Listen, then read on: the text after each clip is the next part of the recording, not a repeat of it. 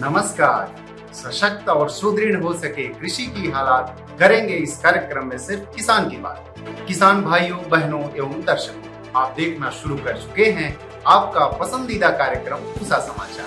पूसा समाचार के इस अंक में मैं डॉक्टर प्रवीण उपाध्याय, वैज्ञानिक सस्य विज्ञान संभाग, एवं मैं डॉक्टर बिंदी अरोड़ा, वैज्ञानिक खाद्य विज्ञान एवं फसलोत्तर प्रौद्योगिकी, आप सभी दर्शकों का हार्दिक स्वागत एवं अभिनंदन करती हूँ। आज हम दर्शकों को धान में रोग एवं कीट प्रबंधन तथा अरहर में समसामयिक कृषि कार्यों की तकनीकी जानकारी देंगे। हमारे लिए बहुत ही हर्षोल्लास का विषय है कि देश के विभिन्न हिस्सों से आप लगातार खेती किसानी से जुड़ी समस्याएं हमें व्हाट्सएप नंबर 9560297502 पर भेज रहे हैं, जिसका समाधान हम पूसा व्हाट्सएप सलाह सेगमेंट में करेंगे। और अंत में मौसम। खरीफ में अरहर एक प्रमुख दलहनी फसल है। पूसा समाचार के पिछले अंकों में हमने आपको पूसा अरहर 16 सहित अन्य उन्नत किस्मों की विस्तृत जानकारी दी थी। अरहर में अच्छी उपज लेने हेतु भूमि एवं खरपतवार प्रबंधन के साथ साथ अन्य समसामयिक कृषि क्रियाओं की विस्तृत जानकारी दे रहे हैं पूसा संस्थान के विशेषज्ञ डॉक्टर राज सिंह। अरहर की किस्म 16 130 दिन में पककर तैयार हो जाती है। इसके बाद गेहूं की बुआई आसानी से की जा सकती है और इसकी पैदावार भी औसतन अगर हम देखें तो 18-19 क्विंटल प्रति हेक्टेयर मिल जाती है। एक तरीका है जिससे कि हम फसल की जब बुआई करते हैं तो उसमें लगभग 120 सेंटीमीटर यानी कि 1 मीटर 20 सेंटीमीटर चौड़ाई की हम एक क्यारी बना देते हैं, जिसे ब्रॉड बेड कहते हैं, और उसके बाद 30 सेंटीमीटर चौड़ाई का एक कुंड बना देते हैं, जिसको फोरो कहते हैं।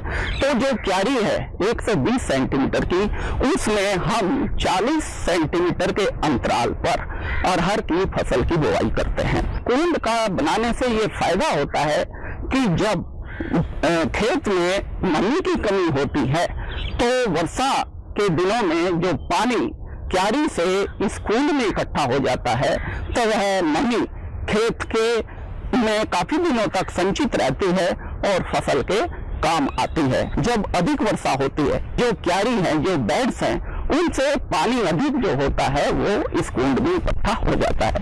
इसको broad bed and furrow method भी कहते हैं। कुंड बनाने से खेत में हवा का संचार नियमित रूप से रहता है, उसमें प्रकाश की मात्रा अच्छी होती है। खेत में खरपतवार उगते हैं जिनमें चौड़ी पत्ती वाले, जैसे ये खरपतवार हैं, इनमें ये डाइजेरा म्यूरिकाटा है, ये कॉमेलिना बेंगालेंसिस है। तो इन खरपतवारों की पत्ती चौड़ी होती है। इनमें जो शाखाएं होती हैं वो जाल के रूप में होती हैं। ये सेजिज है जिसमें मोथा खास रूप से आता है। इस पौधे का जो प्रोपागेशन यानी कि इसके जो पौधा नया बनता है वह ट्यूबर के द्वारा बनता है। इसमें यहाँ पर जड़ में गांठें होती हैं। जब हम इसको ऊपर से काटते हैं तो वह गांठ जमीन में रह जाती है और फिर उससे नया पौधा बन जाता है। इसलिए इसके प्रभावी नियंत्रण के लिए जो सिस्टेमिक हर्बिसाइड हैं, जो खरपतवार नाशी हैं, वो बहुत प्रभावशाली होते हैं। वह इस पूरे पौधे में ट्रांसलोकेट होकर इनकी जड़ों में जो गांठें होती हैं उनको निष्क्रिय कर देते हैं, जिससे नया पौधा बनने की संभावना खत्म हो जाती है। जो तीसरा जो मुख्य जो खरपतवार उगते हैं वो न्यूक्ली पत्ती वाले यानी कि नैरो लीड खरपतवार होते हैं, जिनकी पत्ती न्यूक्ली होती है और ये पत्ती में जो सिराएं होती हैं ये पैरेलल होती हैं और इनका जो तना होता है वह गोल होता है और चिकना होता है। तो खरपतवार उगने से पहले ये भी खरपतवार नाशी जिसमें नाइट्रोबीजिन, जिसकी लगभग 250 ग्राम मात्रा प्रति लीटर 400 लीटर पानी में घोल बनाकर समान रूप से छिड़क दें। या तो अगर पेंडिमिथिलिन है तो उसकी 1 लीटर मात्रा प्रति हेक्टेयर एक्टिव इंग्रेडिएंट की दे सकते हैं। बाद जब फसल लगभग 30 दिन की हो जाए तो उसमें एक बार हाथ से निराई कर दें, तो खेत की जो खरपतवार उगने वाले होते हैं उनकी संभावना कम हो जाएगी। फसल के लगभग उगने से पहले और खरपतवारों के उगने से पहले जो हम खरपतवार नाशी डालते हैं वह बुआई के लगभग 2 से 3 दिन तक ही डालना चाहिए। यदि उसके बाद डालेंगे तो उस खरपतवार नाशी का प्रभाव अच्छा नहीं होगा। 30 दिन पे इमेजिथाइपर प्लस इमाजामॉक्स ये दोनों का एक कॉम्बिनेशन आता है प्रीमिक्स के नाम से, उसको हमने इसमें डाला लगभग 70 ग्राम प्रति हेक्टेयर 18 ग्रेड। पहली फसल है उसका जो भूसा होता है यानी कि जो रेजिड्यू होता है उसको डाला है, तथा हमने पाया है कि जिस खेत में हमने रेजिड्यू 3 टन प्रति हेक्टेयर की दर से एज ए मल्च यानी कि बिछावन के रूप में डाला है तो उससे खेत में अनेक प्रकार के लाभ देखे गए हैं। सबसे मुख्य लाभ है कि बिछावन देने से खेत में नमी अधिक दिनों तक संचित रहती है। दूसरे, खेत में जो खरपतवार उगते हैं उनको यह बिछावन जो हम भूसे की यानी कि रेजिड्यू की जो बिछावन देते हैं उसके द्वारा जो खरपतवार उगते हैं वो दब जाते हैं, तथा जब यह रेजिड्यू खेत में सड़ता है तो सड़ने के बाद उसमें वह एक खाद के रूप में काम करता है, जिससे पौधों को वृद्धि के लिए आवश्यक पोषक तत्वों की आपूर्ति बढ़ती है। अनाजी फसलों में धान एक प्रमुख फसल है जो कि संपूर्ण भारत में उगाई जाती है। हम उम्मीद करते हैं कि हमारे द्वारा दिए गए वैज्ञानिक परामर्श के आधार पर ही आप धान की खेती कर रहे होंगे। देश भर से कई किसानों ने इस समय धान में कीट एवं रोग की समस्या से हमें अवगत कराया है, जिनके प्रबंधन की विस्तृत जानकारी के लिए आइए सुनते हैं हमारे संस्थान के निदेशक डॉक्टर अशोक कुमार सिंह जी। इसमें जो समस्याएं हैं उसमें मुख्य रूप से आपका पत्ती लपेट और तना छेदक ये 2 कीट आते हैं, इनका नियंत्रण आपको करना है। और इसके अलावे जो फफूंद जनित बीमारियां हैं, और खासकर इस किस्म में तो फफूंद की बीमारी नहीं आई क्योंकि उसके लिए हमने बनाया है इसको, लेकिन और किस्में जो रुपाई विधि द्वारा भी किसान भाई लगाए हैं उसमें सीथ ब्लाइट और इसके साथ साथ ब्लास्ट यानी कि झोंका रोग, ये 2 प्रमुख समस्याएं हैं जो आने वाली हैं। ये देखिए, ये लक्षण जो है ये पत्ती का झुलसा रोग का है, जिसमें कि आप देख रहे हैं कि जो बीज का सिरा है पत्ती का वो वहाँ से सूखना शुरू होता है, किनारे सूख जाते हैं और इस प्रकार से ये नीचे की तरफ बढ़ता है। तो ये पत्ती के झुलसा रोग का जो है मुख्य लक्षण है। इस बीमारी के नियंत्रण के लिए स्ट्रेप्टोसाइक्लिन नामक दवा 6 ग्राम प्रति एकड़ के हिसाब से करीब 200 लीटर पानी में डाल करके इसका छिड़काव करें तो इसका नियंत्रण हो जाएगा। और इसके प्रबंधन के लिए दूसरी जो सबसे जरूरी बात आपको करनी है वो ये है कि खेत में पानी थोड़ी देर के लिए आप निकाल दें, खेत को सूखा रखें और नत्रजन खादों का प्रयोग जो है उसको थोड़ा सा सीमित कर दें। अगर नत्रजन का प्रयोग ज़्यादा मात्रा में किया जाता है तो पत्ती का झुलसा रोग बहुत ज़्यादा आता है। किसान भाइयों, जैसा कि मैंने आपको बताया कि पत्ती लपेट और तना छेदक कीट का भी प्रकोप आप हो सकता है। इसके नियंत्रण के लिए आपको जो है कई दवाएं हैं, जिसमें कि टेक्निकल अगर हम बात करें तो क्लोरेंटी यानी प्रोल, और ये कई नामों से आती है, फर्टेरा, कास्को, पदान, केल्डान, इस तरह की और दवाएं इसमें आती हैं जिनका छिड़काव आप कर सकते हैं करीब 4 किलोग्राम दवा प्रति एकड़ के हिसाब से।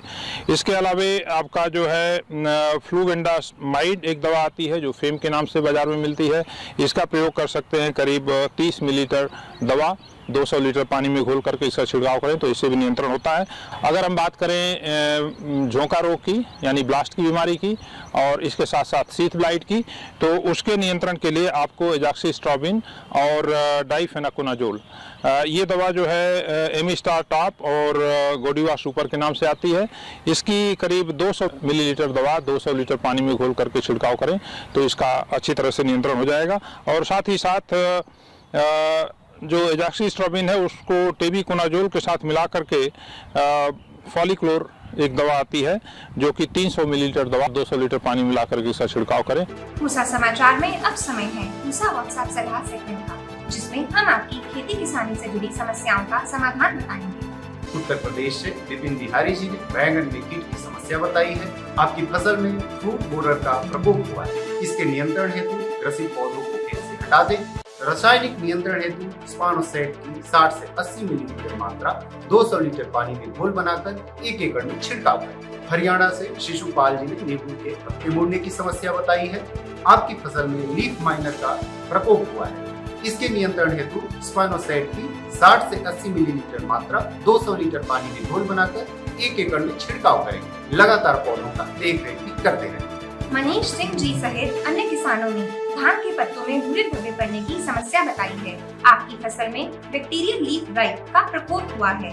इसके समाधान हेतु स्टेप्टोसाइक्लिन की 40 ग्राम मात्रा को 200 लीटर पानी में घोल बनाकर एक एकड़ में छिड़काव करें तथा इसके बाद कॉपर ऑक्सीक्लोराइड की 500 ग्राम मात्रा को 200 लीटर पानी में घोल बनाकर एक एकड़ में छिड़काव करें। कई किसानों ने धान में भूरे धब्बे पड़ने की समस्या बताई है। आपकी फसल में ब्राउन स्पॉट रोग का प्रकोप हुआ है।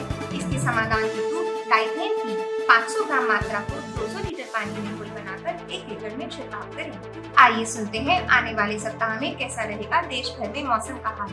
मौसम खबर। भारत मौसम विज्ञान विभाग द्वारा दिए गए मौसम पूर्वानुमान के अनुसार 18 सितंबर को अंडमान निकोबार द्वीप समूह में, 19 और 20 सितंबर को छत्तीसगढ़, तटीय आंध्र प्रदेश और यनम में, 20 सितंबर को मध्य प्रदेश, विदर्भ और तेलंगाना में, 18 से 20 सितंबर के दौरान ओडिशा में कुछ स्थानों पर भारी वर्षा के होने की संभावना है। अगले 3 दिनों के दौरान दक्षिण प्रायद्वीपीय और पूर्वोत्तर भारत में कम बारिश के होने की संभावना है। साथ ही दक्षिण पश्चिम और उससे सटे पश्चिम मध्य अरब सागर और सोमालिया तट में 45 से 65 किलोमीटर प्रति घंटे की रफ्तार से तेज हवाएं चलने की संभावना को देखते हुए मछुआरों को सलाह दी जाती है कि वे इन क्षेत्रों में उद्यम न करें। 21 से 23 सितंबर के दौरान उत्तराखंड, पूर्वी उत्तर प्रदेश, मध्य, पूर्व और पूर्वोत्तर भारत में कुछ स्थानों पर हल्की से मध्यम वर्षा के होने की संभावना है। इसके अलावा उत्तर पश्चिमी भारत और दक्षिण प्रायद्वीपीय भारत के अधिकांश हिस्सों में मौसम के शुष्क रहने की संभावना है। प्रिय किसान भाइयों, बहनों एवं दर्शकों, आशा करते हैं कि पूरा समाचार का यह अंक भी आपकी खेती किसानी से जुड़ी समस्याओं के समाधान में जरूर सहायक सिद्ध होगा। आप सभी दर्शकों से निवेदन है कि ज्यादा से ज्यादा संख्या में हमारे संस्थान के चैनल को सब्सक्राइब करें और कुशल समाचार के हर अंक का लाभ उठाएं।